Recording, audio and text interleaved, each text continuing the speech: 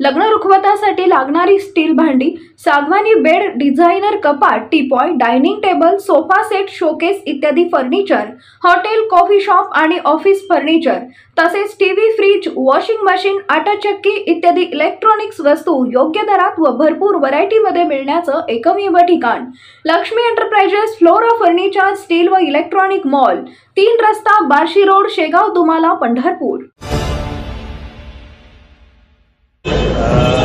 साहेबांची भेट घेतली आणि कारखान्यासाठी आम्हाला ज्या अडचणी आल्या त्या अडचणींना मदत करावी अशी मी त्यांना विनंती केली। त्या विनंतीनुसार त्यांनी देखील सकारात्मक त्यांनी भूमिका घेतली आहे। ते आपल्याला कशी मदत करू शकतात ते संबंधित लोकांशी बोलून मला सकारात्मक चर्चा झाली।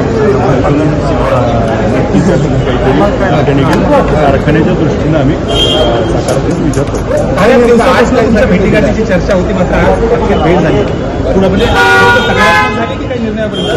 सकारात्मक चर्चा झाली जेणेकरून कारखाना वाचला पाहिजे ही आमची भूमिका आणि कारखान्यासाठी मदत करतो की त्यांनी देखील शब्द दिला। कारण शेतकऱ्याचा विषय आहे, त्यांना मी सगळं वस्तुस्थिती सांगितली ही साखर जप्त झाली आहे, कारखाना आणि ऊसाची बिलं देणे बाकी आहे आणि मग हा अल्टिमेटली शेतकऱ्यांचा दोष आहे। शेतकऱ्यांना मदत होणं गरजेचं आहे। त्याबाबत त्यांना बोलल्यानंतर त्यांनी सकारात्मक भूमिका घेतली आणि नक्की त्या ठिकाणी आम्हाला मदत करतील अशी मला अपेक्षा। भाजप प्रवेशाची आडघात केली नाही, तसं काही त्यांनी त्याच्यावर चर्चा केली नाही।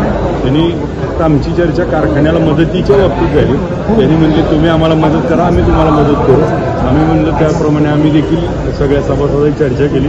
सभासद देखील त्या ठिकाणी सकारात्मक आपण मदत करा, आम्ही पण मदत करू ही फक्त आमची चर्चा। लोकसभेला मदत तुमच्याकडनं अपेक्षित आहे तर नक्की त्यांनी आम्हाला मदत करतात म्हणल्यावर आपलं पण त्यांना मदत करणं काम आहे। म्हणजे अभिजित पाटील यावेळेला माढा आणि सोलापूर लोकसभेला भाजपला मदत होईल असं काम करतात। आता आम्ही त्यांच्याशी चर्चा झाली, अंतिम टप्प्यात त्याचा आम्ही आता काही आमच्या संचालकांना आता चर्चा करून त्यांनी जे मदतीचा आम्हाला भेट दिला त्याप्रमाणे निर्णय करून आम्ही वैयक्तिक तुम्हाला काय वाटते मदत करायला हवी? जर त्यांनी मदत केली तर लगेच वैयक्तिक बैठक चर्चा होईल। मूळ मुद्दा असा आहे की तुम्ही आज भेटायला काहीतरी ठरवूनच आलो की कारखान्याला मदत झाली पाहिजे, त्यासाठी म्हणेल ती किंमत आम्ही मोजायला तयार आहोत।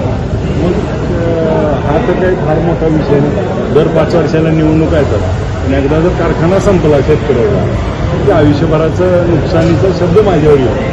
म्हणून खऱ्या अर्थानं आम्ही ह्या भूमिका घेतोय की कारखान्याला मदत कोण करेल कसं करेल त्याप्रमाणे आम्ही त्या सकारात्मक